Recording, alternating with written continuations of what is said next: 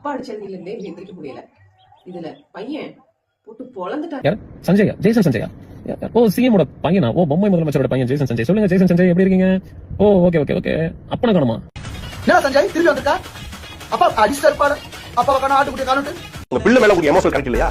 உங்க மகன் மேல உங்களுக்கு எமோஷனல் கனெக்ட் இல்லையா? இது எவ்வளவு ஃபேக் கனெக்டிவ் செட் பண்ணீங்க? எனக்கும் சரி, தங்கச்சிக்கும் சரி, ஒரு எவ்ரிஒன் ரிலேட்டட் டு மை ஃபேமிலியும் சரி, எல்லாருக்குமே வந்து இது ஒரு என்ன சொல்றது, ஒரு extra level of responsibility and legacy that we need to carry forward, and we also need to safeguard. Yes, so அதுல வந்து ரொம்ப கேர்ஃபுல்லா and cautiousா வந்து நான் இருந்ததா ஆகணும். பிரிச்சு வச்சுட்டாரா?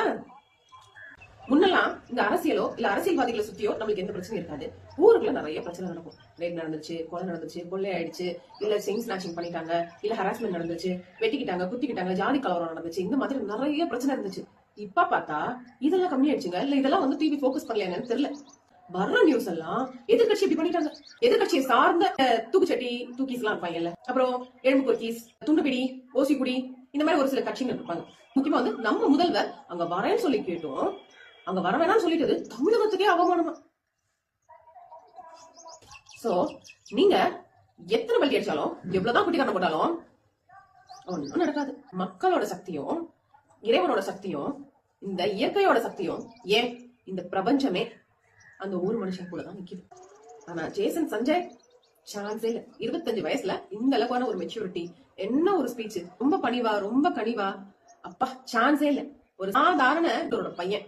எது திமுக அதிமுக இவ்வளவு ஏன் சீட்டே ஜெயிக்காத ஒரு கட்சி ஒண்ணு இருக்கு. வாய் பாத்தீங்கன்னா இங்க இருந்து இங்க கிளியும், எங்க இங்க வரைக்கும் கிளியும். நான் ஒருத்தன் பேசினாலும் விஜய் ஜெயிச்சாருன்னா அப்ப நான் எவ்வளவு பெரிய ஆளு? நான் ஒருத்தன் பேசி விஜய் ஜெயிச்சாருன்னா நான் எவ்வளவு பெரிய ஆளு? அப்ப விஜய் 69 படத்துல நடிச்சு, ஜான் ஆரோக்கியசாமி, பிரசாந்த் கிஷோர், ஆதவ அர்ஜுனா இதெல்லாம் செய்ய முடியாத ஒருத்தர் நான் சொல்றேன், திமிரா சொல்றேன், நான் எவ்வளவு பெரிய ஆளு? நான் எவ்வளவு பெரிய ஆளு? மக்கள் வந்து திரை மோகத்துக்கு அவங்க இரையாயிட்டாங்க. அது எங்களோட பிழை இல்ல.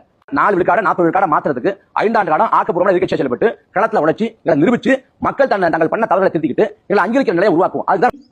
ஆனா ஒரு உச்சபட்ச நடிகர் சரியா, அதுக்கப்புறம் இந்த தமிழகத்தோட முதல்வர், இவர் வீட்டு பிள்ளை எவ்வளவு செல்லம் செல்லம், அப்பா மாதிரியே பிள்ளை அழகா வளர்த்துருக்காங்க குழந்தைய.